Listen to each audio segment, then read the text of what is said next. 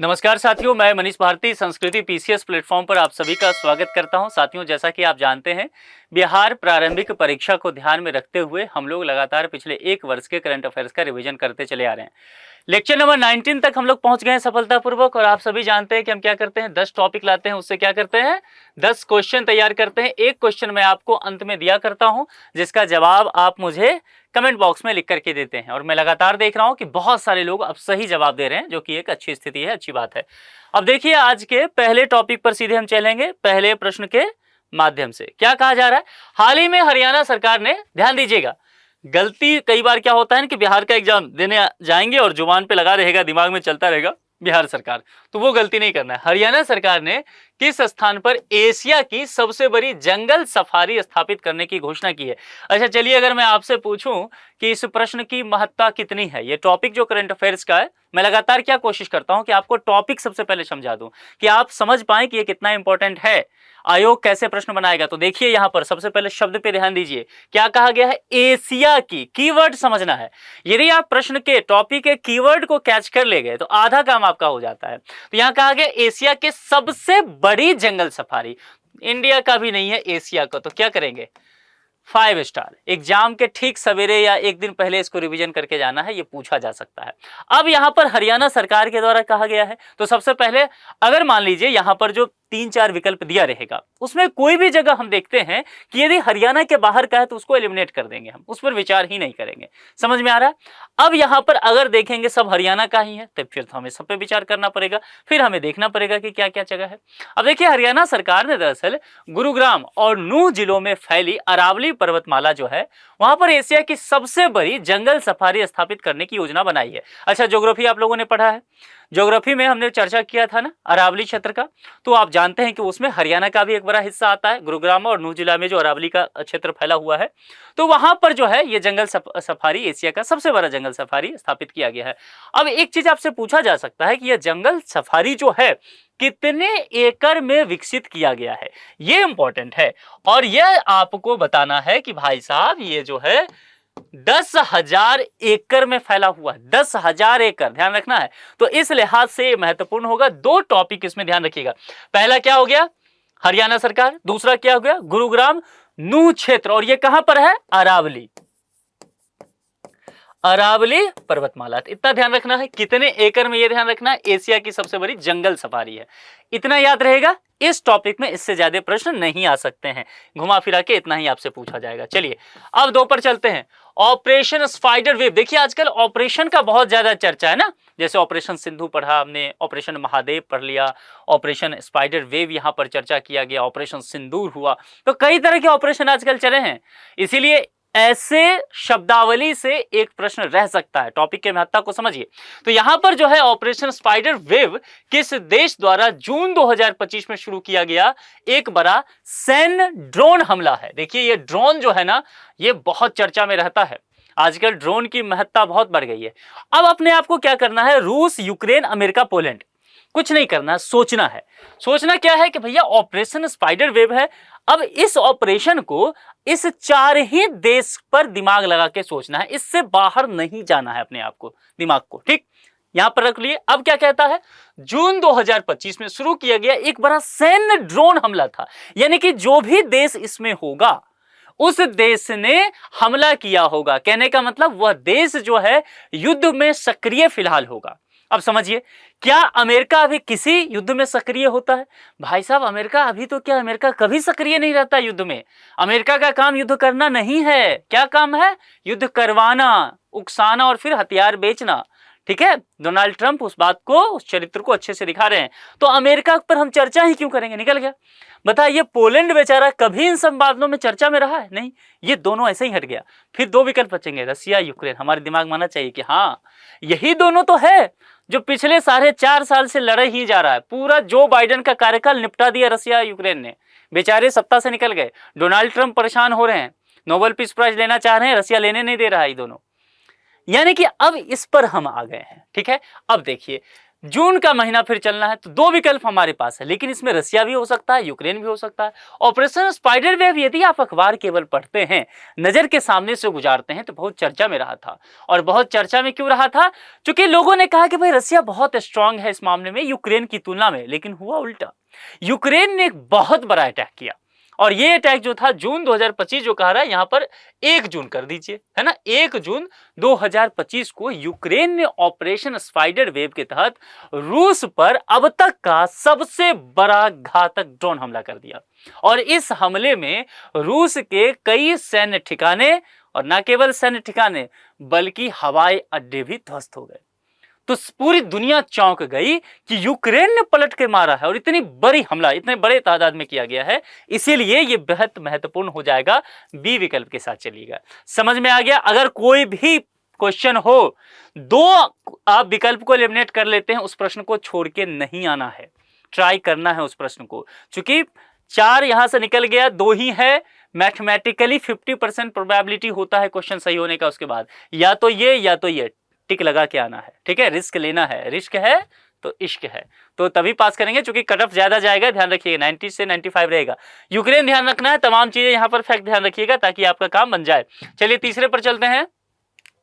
अंतर्राष्ट्रीय महिला दिवस 2025 वैश्विक थीम क्या है? थीम पर प्रश्न आते रहा है हमेशा। अभी आरओ का एग्जाम खत्म हुआ है, देखिएगा जरा पेपर, थीम पे प्रश्न पूछा गया है। तो यहां पर 4 थीम दिया गया है। सबसे पहली बात समझ लीजिए, देखिए अंतर्राष्ट्रीय महिला दिवस, कोई भी दिवस जो मनाया जाता है, ध्येय समझना होता है, उससे थीम आप समझ जाएंगे।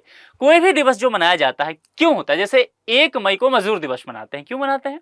मजदूरों के अधिकार, उनके जो कार्य करने की क्षमता है, उसके लिए सम्मान, तमाम चीजों को उजागर करने के लिए, हाईलाइट करने के लिए उस दिवस को हम लोग सेलिब्रेट करते हैं।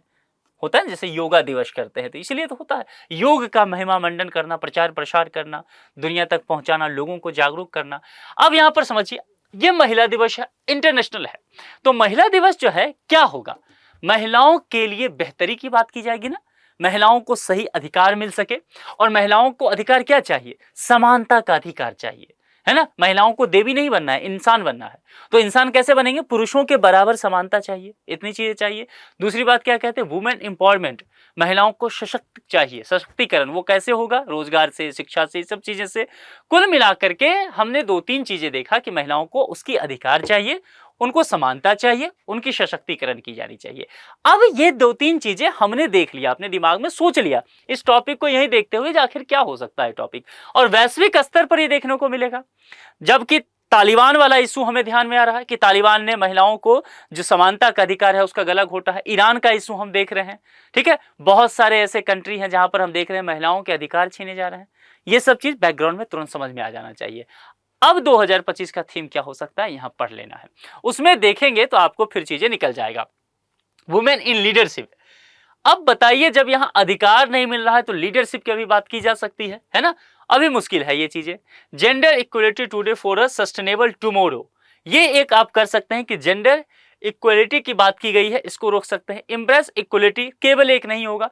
अगर अगले पर चलते हैं, देखिए for all women and girls, women and girls rights, देखिए यहां पर राइट्स की बात की गई है। इक्वलिटी जो यहां था तो वो यहां भी है। चलिए, और एम्पावरमेंट, तो ज्यादा चांसेस क्या? इस विकल्प का। यह विकल्प जो है सबसे बेहतर विकल्प है। और यदि थोड़ा भी आप पढ़े रहेंगे तो आप समझ जाएंगे, जिस दिन आप एग्जाम में जाएंगे गलती करके आप नहीं आएंगे, आपको अब समझ में आ जाएगा। डी विकल्प के साथ आपको चलना है। यह थीम सभी महिलाओं और लड़कियों के अधिकारों, समानता, सशक्तिकरण को समर्पित है। विशेष रूप से उन वर्गों को ध्यान में रखती है जो वंचित, उपेक्षित और बहिष्कृत हैं। ठीक है, डी विकल्प के साथ चलिएगा। देखिए, किसी भी टॉपिक को जब आप इस तरह से सोच लेंगे, गलती करके नहीं आएंगे। पढ़ने का तरीका ये होना चाहिए कि वो जो डी डे होगा, वो प्रीलिम्स का कयामत का दिन, उस एग्जाम हॉल में कैसे याद रहेगा ये टॉपिक, अभी जो आज पढ़ रहे हैं, इसका तरीका अपने दिमाग को अभी बता दीजिए कि भाई साहब अभी पढ़ा रहा हूं, 2 महीना बाद चाहिए ये इंफॉर्मेशन मुझे तुम्ही से, भूल मत जाना ये 2 महीने में। ठीक है, ये दिमाग को बताना पड़ेगा, तब जाके आपका काम बनेगा। जलवायु परिवर्तन प्रदर्शन सूचकांक। अब मैंने आपसे क्या कहा? कोई भी रिपोर्ट, कोई भी स्कीम, कोई भी प्रोग्राम, कोई भी सूचकांक, क्या करना है? पहले नजर में उसको पढ़ लेना है, अलग से हाईलाइट करके ऐसे टॉपिक को रखना है। देखिए सूचकांक आ गया है। सूचकांक क्या है? Climate change. अभी का सबसे, पूरी वैश्विक स्थिति को नजर पे रखें तो क्लाइमेट चेंज सबसे बड़ा इश्यू है है ना। तो जलवायु परिवर्तन प्रदर्शन सूचकांक CCPI 2025। अच्छा, CCPI जो है वो ध्यान रखना चाहिए, क्योंकि हो सकता है शॉर्ट फॉर्म आपसे पूछा जा सकता है किस संगठन द्वारा प्रकाशित किया गया है, और ये पूछे जाते हैं कौन रिपोर्ट किस संगठन द्वारा, सूचकांक, प्रोग्राम, योजना किस सरकार के द्वारा, ये पता होना चाहिए। यहां पर 4 विकल्प आपको दिख रहा है। देखिए, CCPI को मुख्य रूप से जो है जर्मन वॉच, ध्यान रखिएगा 2-3 इंस्टीट्यूट का नाम बताने वाला हूं। अब होता क्या है ना कि विकल्प में जो सबसे महत्वपूर्ण होगा उसके साथ चलना पड़ेगा, यहां कंफ्यूज नहीं होना है। प्रश्न सॉल्व करने का तरीका समझिए इससे। German watch, new climate institute और क्लाइमेट एक्शन नेटवर्क, जिसको CAN कहते हैं, ये मिलकर के 3 इंस्टीट्यूट प्रकाशित करती है। किसको? CCPI सूचकांक को। अब मैंने क्या कहा? जो जर्मन वॉच कहा, मैंने न्यू क्लाइमेट एक्शन कहा और क्लाइमेट एक्शन नेटवर्क, ये 3 इंस्टीट्यूट का नाम लिया। देखिए, इस 3 में से कौन है? केवल जर्मन वॉच है। क्या इस 4 विकल्प में आपको कहीं भी न्यू क्लाइमेट इंस्टीट्यूट देखने को मिल रहा है? क्या इस 4 विकल्प में कहीं भी आपको क्लाइमेट एक्शन नेटवर्क CAN देखने को मिल रहा है? नहीं, CAN भी नहीं देखने को मिलेगा, जबकि CN इसके साथ है। तो जर्मन वॉच लेकिन यहां पर है, तो जर्मन वॉच ही इसका सही जवाब हो जाएगा। जबकि 2 और इंस्टीट्यूट हैं, CAN भी है और न्यू क्लाइमेट इंस्टीट्यूट भी मिलकर के ये करता है, तीनों इंस्टीट्यूट मिलकर के करती है। एक चीज और पूछा जा सकता है, क्या यह सूचकांक हर वर्ष प्रकाशित होता है? हाँ, यह सूचकांक जो है पर ईयर आता है। अच्छा, एक चीज और पूछा जा सकता है कि यह सूचकांक जो है क्या वो वैश्विक स्तर पर होता है, किसी क्षेत्र किसी देश को ध्यान में रखते हुए, या वैश्विक स्तर पर? तो बोलना है कि भाई साहब हमें मत घुमाओ, ये जो है वो वैश्विक स्तर पर होता है। तो ये सूचकांक के 2-3 चीजें। अब इसमें आपसे पूछा जा सकता है कि ये क्या दर्शाता है, शो क्या करता है इसके जरिए। देखिए, जो क्लाइमेट चेंज की बात किया गया, तो क्लाइमेट से संबंधित जो पॉलिसी की बात की जाएगी, है ना, वैश्विक स्तर पर जो इस सब चीजों को लेकर के परफॉर्मेंस होगा, प्रदर्शन, इन सब चीजों का क्या किया जाएगा? इवैल्यूएशन किया जाएगा, मूल्यांकन किया जाएगा। मामला समझ में आ रहा है? इस टॉपिक से इससे अधिक नहीं पूछेगा। इस टॉपिक तो छोड़ दीजिए, सूचकांक कोई भी आए, सबसे पहले अपने को इंस्टीट्यूट पढ़ना है। कौन कौन इंस्टीट्यूट? एक इंस्टीट्यूट है तो ठीक है, बाकी इंस्टीट्यूट भी है तो ठीक है। क्या वो वैश्विक स्तर पे आता है, यह भी देखना है, या कोई रीजन को लेकर के आता है? क्या वो 1 साल में आता है, 3 साल में आता है, 5 साल में आता है? कैसे उसका फ्रीक्वेंसी क्या है, हर 6 महीना पे आता है? उसके बाद उसका मोटो क्या है ना। और मोटो के साथ साथ ये देखना है कि क्या वो किसी चीज का मूल्यांकन कर रहा है, प्रदर्शन कर रहा है, चीजों को लेकर के कुछ कंक्लूजन तक पहुंच रहा है सूचकांक के जरिए। तो ये सारी चीजें, अगर ये 4-5 चीजें किसी भी सूचकांक रिपोर्ट में आप देखना सीख गए तो उससे बाहर कोई प्रश्न नहीं रहता है। किसी भी एग्जाम को देख लीजिए, PCS तो छोड़ दीजिए, UPSC के प्रश्न को उठा के देखिए 10 साल का, इससे बाहर प्रश्न रहता ही नहीं है। टॉपिक समझने का यही तरीका है ताकि आपसे प्रश्न गलत ना हो। जुलाई 2025 में किस महान भारतीय क्रिकेटर के चित्र का अनावरण लॉर्ड्स स्थित MCC संग्रहालय में किया गया? अभी अभी तो हुआ है, पिछले महीना, मतलब अभी जो बीता है जुलाई, बहुत चर्चा में रहा था। और वो कौन हो सकते हैं? जो मास्टर ब्लास्टर हैं, गॉड कहे जाते हैं क्रिकेट के, सचिन तेंदुलकर। आपने देखा भी होगा कि सचिन तेंदुलकर का एक फोटो था और वो ऐसे खड़े होकर के अपने ही तस्वीर को देख रहे थे। काफी अच्छा दृश्य वो देखने को मिला। जो मेलबोर्न क्रिकेट क्लब का जो MCC का जो आप कह सकते हैं म्यूजियम था, उसमें इसका अनावरण जुलाई 2025 में किया गया। तो ये ध्यान रखिएगा, सचिन तेंदुलकर, और ये इंपॉर्टेंट हुआ था, बहुत चर्चा में आया था, ये प्रश्न पूछा जा सकता है। सचिन तेंदुलकर का यह चित्र किस प्रसिद्ध ब्रिटिश कलाकार द्वारा बनाया गया? हो सकता है सचिन तेंदुलकर ना पूछ करके थोड़ा सा BPSC चाहे कि आपसे थोड़ा ट्विस्ट करते हैं, आपके मजे लेते हैं, तो चित्रकार का नाम पूछ ले आपसे। तो आपको ध्यान रखना चाहिए, स्टुअर्ट पियर्सन राइट, बहुत बड़े, बहुत फेमस जो हैं ये पेंटर हैं, और इन्होंने ये बताया है, जो एक कह सकते हैं ना कि रियलिस्टिक आर्ट की बात की जाती है, यथार्थवादी चित्रकला, इसके लिए ये जाने जाते हैं। तो ये ध्यान रखिएगा, ठीक है। छठे के बाद अब हम लोग चलेंगे 7वें की तरफ। 27वीं पूर्वी क्षेत्रीय परिषद की बैठक जुलाई 2025 में किस स्थान पर आयोजित की गई? आपको लोकेशन बताना है, पटना, रांची, कोलकाता, भुवनेश्वर। ठीक से समझ लीजिए, इस प्रश्न में कुछ बातें हैं। पूर्वी क्षेत्रीय परिषद कहा गया है, तो अपने को क्या करना है? भारत के पूर्वी घाट देखना है, पूर्व की तरफ देखना है, नॉर्थ ईस्ट वगैरह में जाना है। अगर इधर का कोई भी स्टेट रहना है उसको एलिमिनेट कर देना है। मामला समझ में आ रहा है? अब लेकिन देखना है कि सब पूरब का है कि नहीं। देखिए, पटना भी इधर से आएगा, रांची भी आएगा, कोलकाता भी आएगा, भुवनेश्वर आएगा। अब एलिमिनेट नहीं कर पाएंगे आप। तो ये विकल्प तो हमने बनाया, BPSC आपको 1-2 देगी, एलिमिनेट करने का ऑप्शन देती है BPSC। तो अगर यहाँ पर दे दिया जाए, मान लिए तिरुवनंतपुरम, तो काट देना है। 3 ही विकल्प पर विचार करना है ऐसे। तो जुलाई 2025 में 27वीं पूर्वी क्षेत्रीय परिषद की बैठक जो होती है वह कहाँ होता है? झारखंड। और झारखंड की राजधानी कहां पर है? जहां पर MS धोनी का घर है, कहां पर? रांची। ठीक है, तो रांची में आयोजित की गई और यह बैठक क्यों हुआ? क्षेत्रीय विकास, आंतरिक सुरक्षा। अच्छा ध्यान दीजिए, पूरब की बात किया जाएगा तो क्या नक्सलवाद की चर्चा की जाएगी? झारखंड है, छत्तीसगढ़ है, मध्य प्रदेश है, बिहार के कुछ हिस्से हैं, आएगा। कोलकाता जो मतलब बंगाल का कुछ हिस्सा है, नक्सलवाद आएगा।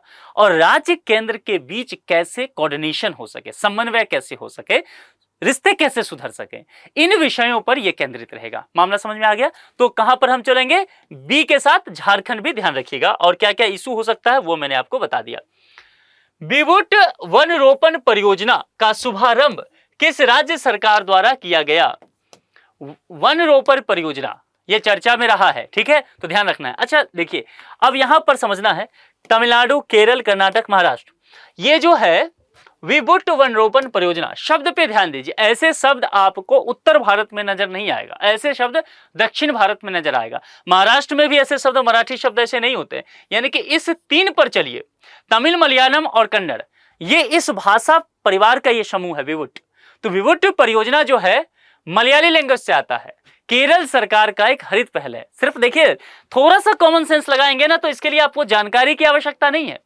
पर्यावरण संकट से निपटने और जलवायु परिवर्तन के प्रभाव को कैसे कम किया जा सके, इसके लिए यह शुरू किया गया है। ठीक है, विबुट वन रोपण परियोजना। ठीक है, कौन से राज्य के साथ चलेंगे दोस्तों? केरल के साथ। आगे बढ़ जाएं। भू भारती पोर्टल किस राज्य सरकार द्वारा लॉन्च किया गया है? जो स्टेट गवर्नमेंट का यहां पर देखिए नाम, आंध्र प्रदेश, कर्नाटक, तेलंगाना और तमिलनाडु। तो यहां पर अगर आप सही से समझेंगे तो आपको ये शब्द कुछ हिंट देता है, भू भारती पोर्टल। ठीक से समझिए, अभी भी मैंने लैंग्वेज की बात किया है। कई प्रश्न केवल आप कॉमन सेंस सॉल्व कर सकते हैं। देखिए, कर्नाटक में ऐसे शब्द इस्तेमाल नहीं होते हैं। ये शब्द क्या है? विशुद्ध हिंदी का शब्द है, भू, भूमि, है ना ये, और भारती ये कैसे शब्द है? हिंदी के शब्द हैं, हिंदी व्याकरण के शब्दकोश से आया हुआ है। ये आपको कन्नड़ भाषा से नहीं है, तो कर्नाटक में नहीं होगा। ये तमिल का शब्द नहीं है, तमिल में नहीं होगा, तो इस दोनों को हटा दीजिए। यानी कि चर्चा में लाइए तेलंगाना और आंध्र प्रदेश। तेलंगाना और आंध्र प्रदेश जो है तेलुगु भाषी क्षेत्र है, दोनों ही। 2014 से पहले एक ही राज्य हुआ करते थे, तेलुगु भाषी क्षेत्र। और दूसरी बात, ये जो जगह होता है तेलंगाना, आंध्र प्रदेश, यहां इस बात को लेकर गलतफहमी मत रहिएगा कि यहां हिंदी नहीं पढ़ाई जाती है।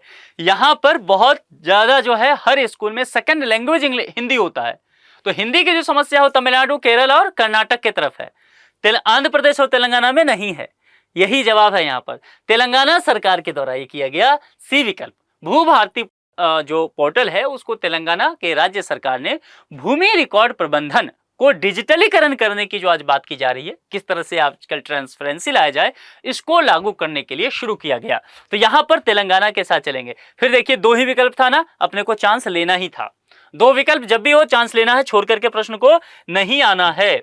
चलिए, the one cricket my life and more पुस्तक किस खिलाड़ी की आत्मकथा है? ठीक है, इस तरह की चीजें आते हैं, हम देख लेंगे और अच्छे से तैयार करके इसको रखिए, क्योंकि ये पूछा जाता है इस तरह का।